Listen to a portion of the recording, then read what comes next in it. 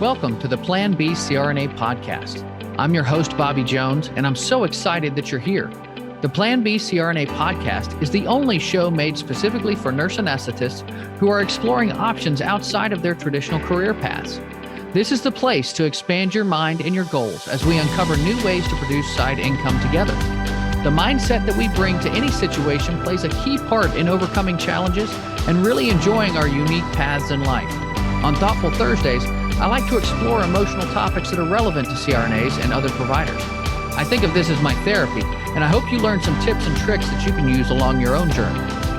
This episode is brought to you by On-Call Capital. On-Call Capital is dedicated to educating CRNAs and other healthcare providers about investing outside of the traditional stock market. On-Call Capital also provides opportunities for you, yes you, to create passive income and generational wealth while also lowering your taxable income through investments in the apartment and alternative investment spaces.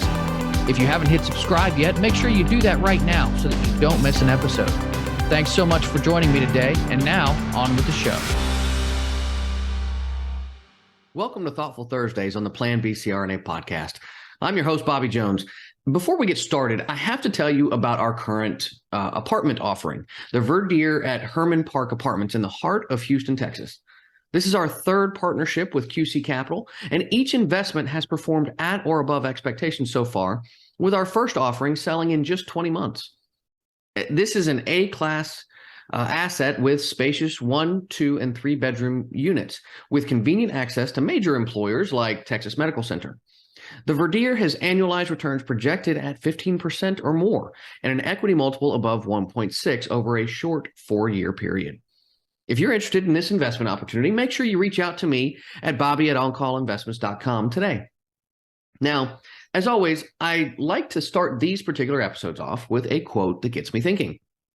S. Leonard Rubinstein once said, "Curiosity is a willing, a proud, and eager confession of ignorance." I really like this quote because it encapsulates the juxtaposition between ignorance and curiosity. It's one thing to admit that we don't know something, but it's another thing completely to say, I don't know, but I want to find out. But let's take this apart a bit more.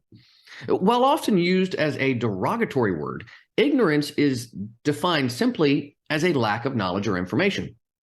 Society pushes us to know at least something about certain topics. We don't want to look uninformed at the dinner table or amongst our peers. But we've all seen the problems created when the uninformed believe that their limited knowledge trumps that of seasoned experts. Ignorance mixed with ego can be a dangerous combination. And of course, we've all heard the phrase curiosity killed the cat, which I think was often used to get children to just quit asking so many darn questions.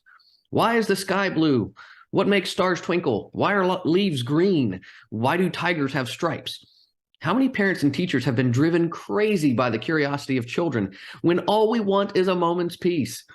Children are driven by their ignorance and their curiosity to figure things out, while adults too often try to stamp it out of them by simultaneously teaching them what we want them to know, but shushing them when they ask uncomfortable questions.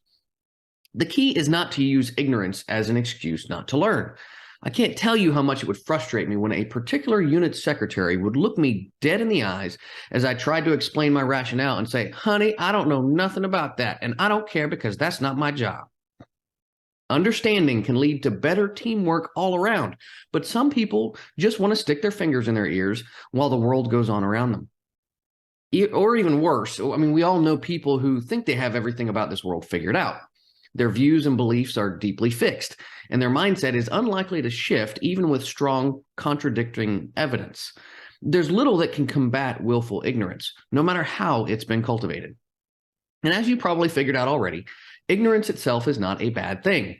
It's all right to not know everything, even in adulthood. In fact, I've found ignorance to be a huge driver for this podcast. I see someone with a side hustle that I know very little about, and it makes me curious to know more. While we normally associate curiosity with children, there is research on the benefits of curiosity for adults too.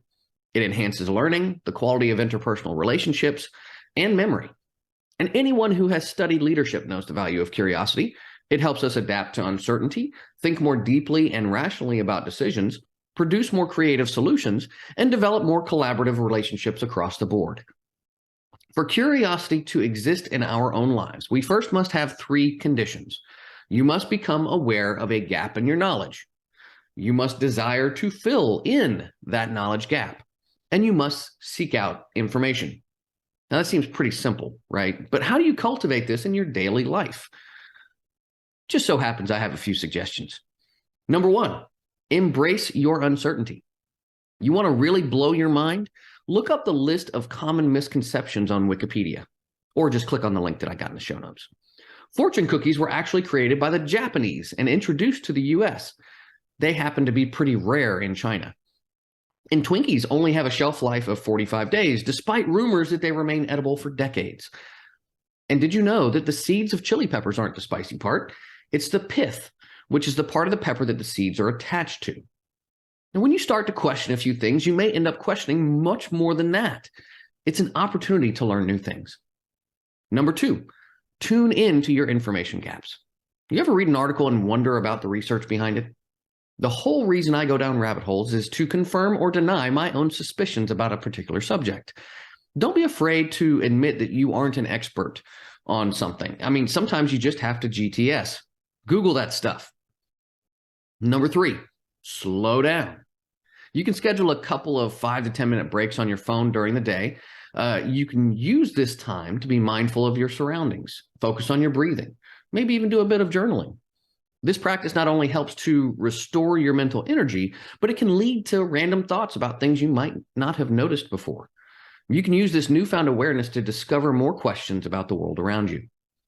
Number four, read.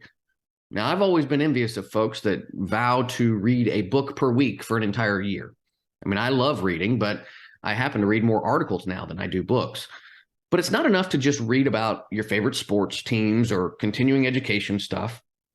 Scheduling reading time every day helps you to explore topics that you're curious about or expand your horizons. Fiction, nonfiction, it doesn't matter as long as it inspires your sense of curiosity.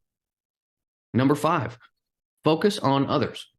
This can be challenging because listening is kind of hard.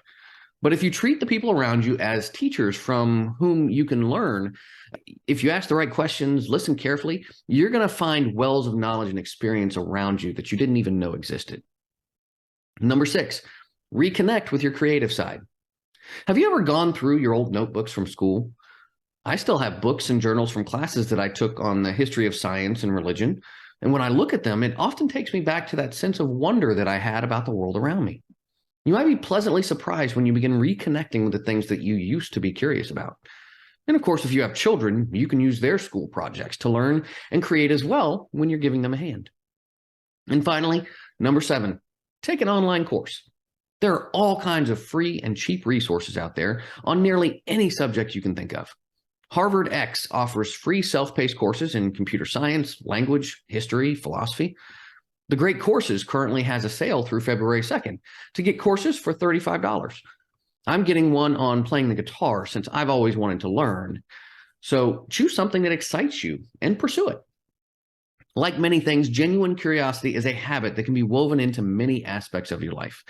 It's not this temporary state that just swoops in to spark inspiration, but it's a skill that you can improve with effort. It can become second nature once you really start to cultivate it. And by applying some of the methods that I've mentioned, and some of your own devising too, you can begin to turn curiosity into a lifelong habit. That's what I've got for you today. Make sure you check out the show notes for helpful links. And if you enjoyed what you heard, make sure you hit subscribe and leave us a 5-star review. I'd love to hear what you thought of the show. If you're interested in passive income opportunities, like the Verdier at Herman Park in Houston, let me know. Visit my website at www.oncallinvestments.com or reach out to me on Facebook, LinkedIn, or Instagram. Until next time, be safe and take care of each other out there. Thank you so much for joining me for another episode of the Plan B CRNA podcast. If you haven't already subscribed and reviewed the show, I'd be honored if you took the extra time. It really helps to expand our reach and get the word out about the show. If you're a CRNA who is interested in sharing your story on our podcast, I'd love to have you. Please email me at bobby@oncallinvestments.com for more information. This episode was brought to you by On-Call Capital. They are dedicated to helping providers like you develop passive income and generational wealth through investments in the apartment and alternative investment spaces. feel free to check out their website at www.oncallinvestments.com and subscribe to their free educational email series. You can find On Call Capital on Facebook, Instagram, and Twitter. You can also check out our YouTube page, where you'll find all of the show episodes along with other educational videos. Thanks for listening, and we'll see you on the next episode.